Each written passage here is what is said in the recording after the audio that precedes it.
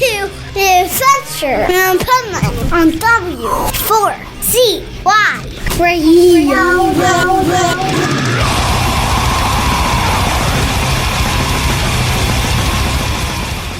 This is the Pipeman here on the Adventures Pipeman W4CY Radio. And once again, we have one of my favorite expert guests on this segment, Positively Pipeman, here every Monday. And man, if you have a business, you need to listen to Michael Barbarita because he has a wealth of advice and strategies that are specific to your industry, your business. And on today's show, he's going to talk to us about the conversion formula. Now, I happen to love algebra and was very good at it, so I like formulas. Okay. So, but there's probably a lot of you say, oh, I didn't like algebra. Or I love the people that said, hey, I'm never going to have to use algebra in my life. I don't agree with that. I don't know if this is algebra, but this is the conversion formula for success in your business. So take it away, Michael. Thank you very much, Dean. Thank you again for having me.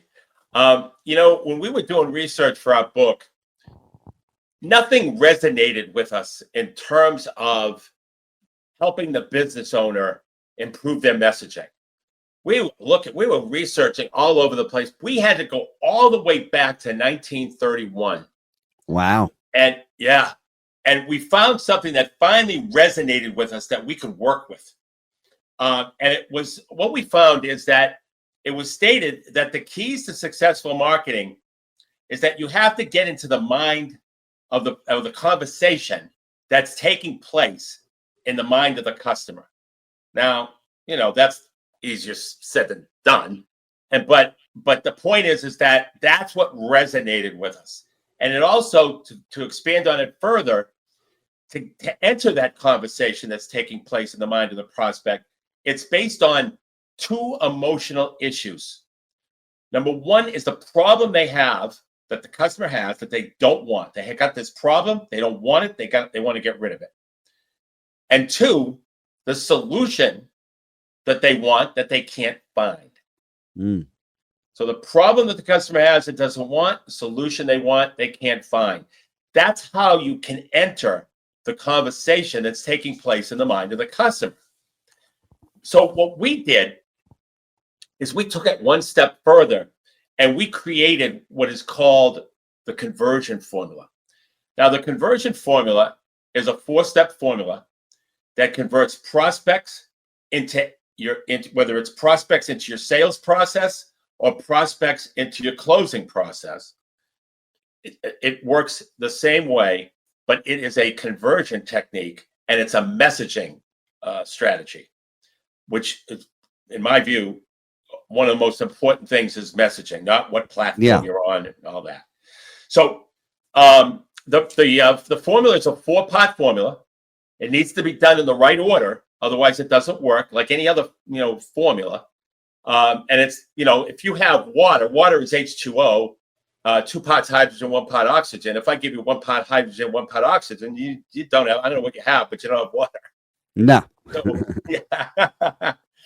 So the formula has to be followed in the exact order. And the formula starts with what we call captivate.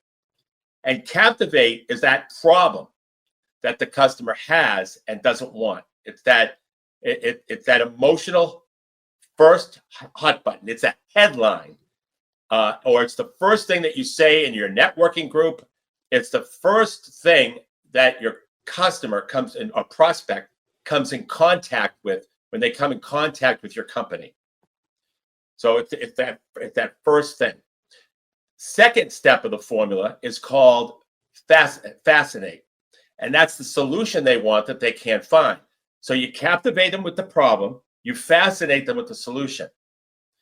And then the third step is what we call educate. You see, because you use those 2 emotional hot buttons, the problem they have, they don't want, the solution they want, they can't find. Now you got their attention. Yeah. Because it's hard to get people's attention. But once you utilize those 2 emotional hot buttons and you do it correctly, you now have their attention where you can actually explain why your solution to that problem is superior to the competition.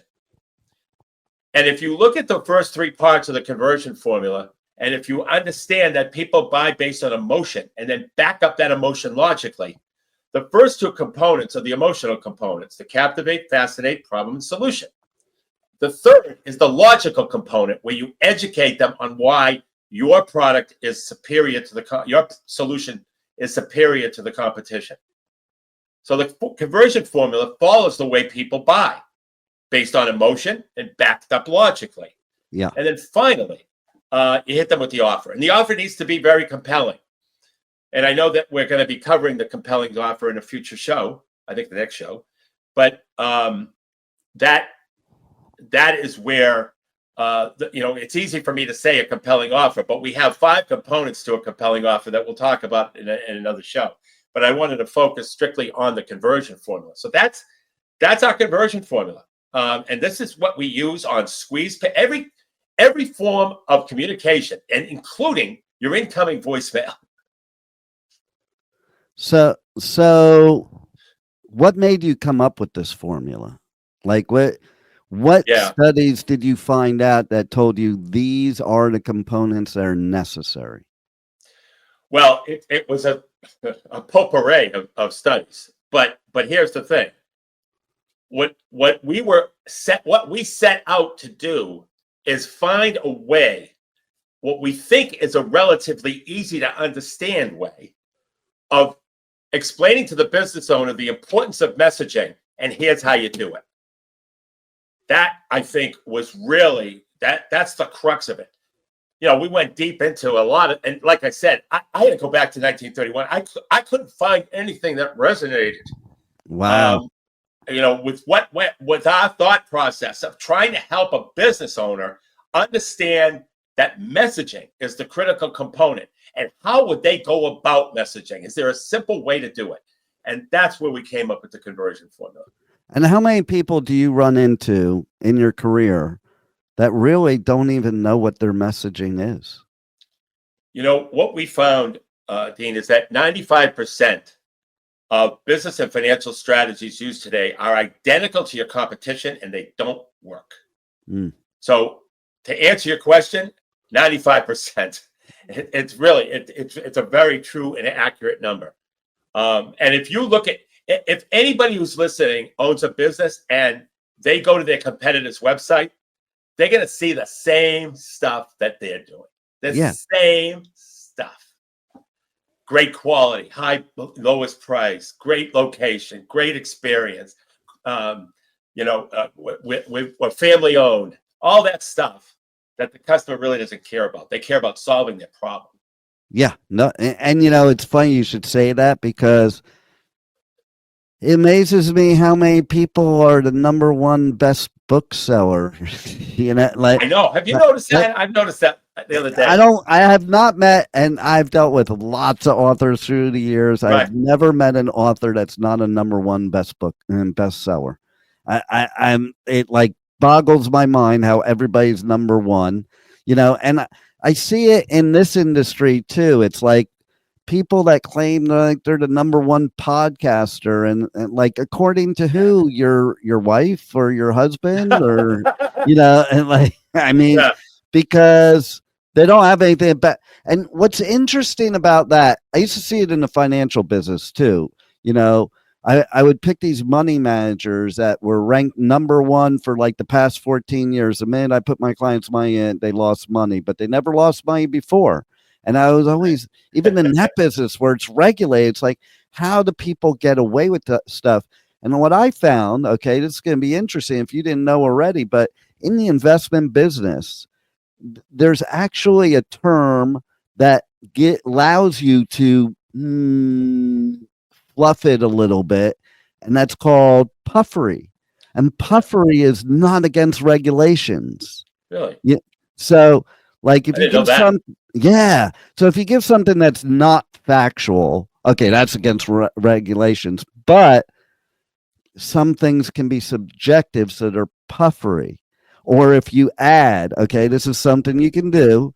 You can add, in my opinion.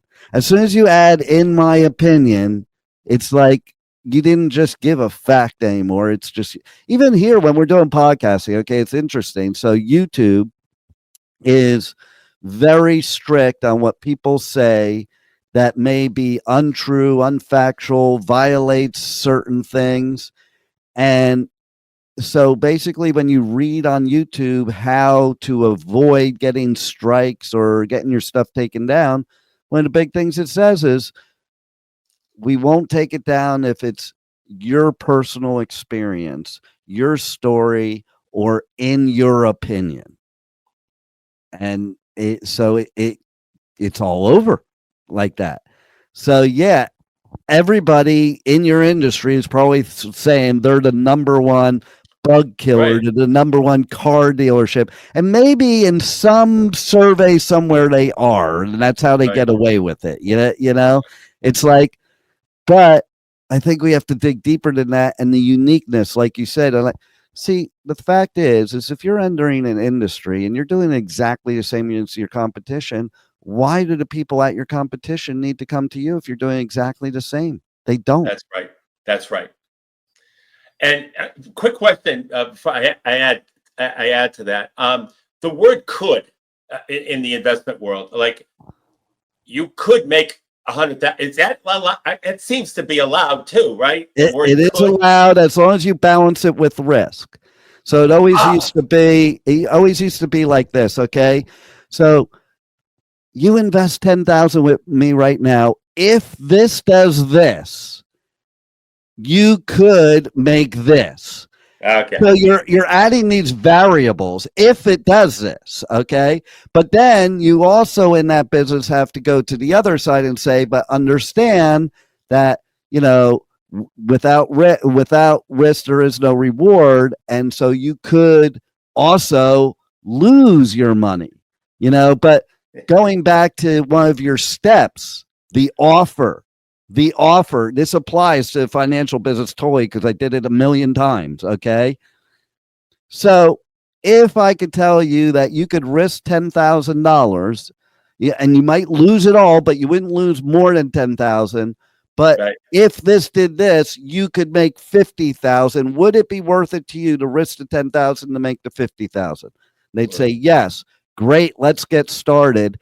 And basically, you know, what you're saying to them is you're making a much better offer that is tempting to them.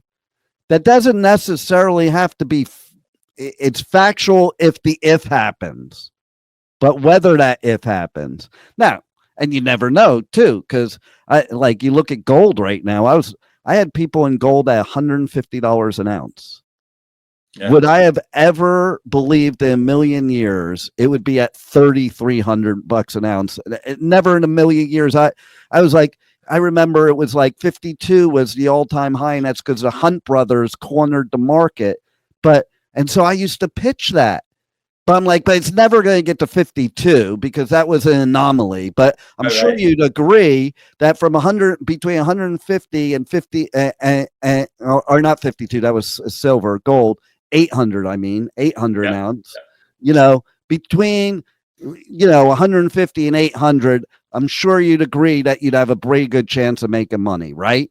You know, stuff like that. And so, yeah, it's interesting. Like, you make the offer has to definitely outweigh the risk is the first thing I think of. Right. Absolutely. And one of the things that we do, Dean, is inside reality versus outside perception. The inside reality of most companies is that they're fantastic. Yeah. All right. And that they really do some really great things. But the outside perception is they're just like everyone else because of their messaging. Yeah. You know how I prove that one, by the way? Go ahead. People that want to be a guest on your show or my show or any show on this network. Because when I get guest requests, I say, so why should you be on my show? And the number one answer, survey said, is because I have great content. Do you know what my response to them when they say that is? So does everybody else. Yep. I'm like, so do 8 million other podcasters. Now, what do you got? And That's where they need your help, because they can't answer that second question because they're so focused on they have great content. Right. And, believe it or not, where I really noticed, where this really woke me up, the inside the inside reality versus the outside perception, is in the food business. You would be amazed if you went to a food show. You would be amazed at the deliciousness of all these unknown food brands. It's unbelievable. Okay, right. Unbelievable. The greatest sausage in the world is not in your grocery stores. It's in these small little mom and pop companies. And when I said, man, the inside reality there is that they got something fantastic, but the outside perception is they're like every other sausage or whatever. Exactly. 100%. So how do people reach out to you to find out more about this aspect of it, and basically how they can talk to you to strategize for them to have the things that they need in their business? In other words, present you with the problem and you help them find the solution. Excellent. Yes. So what we do, Dean, is a little different than most. We help.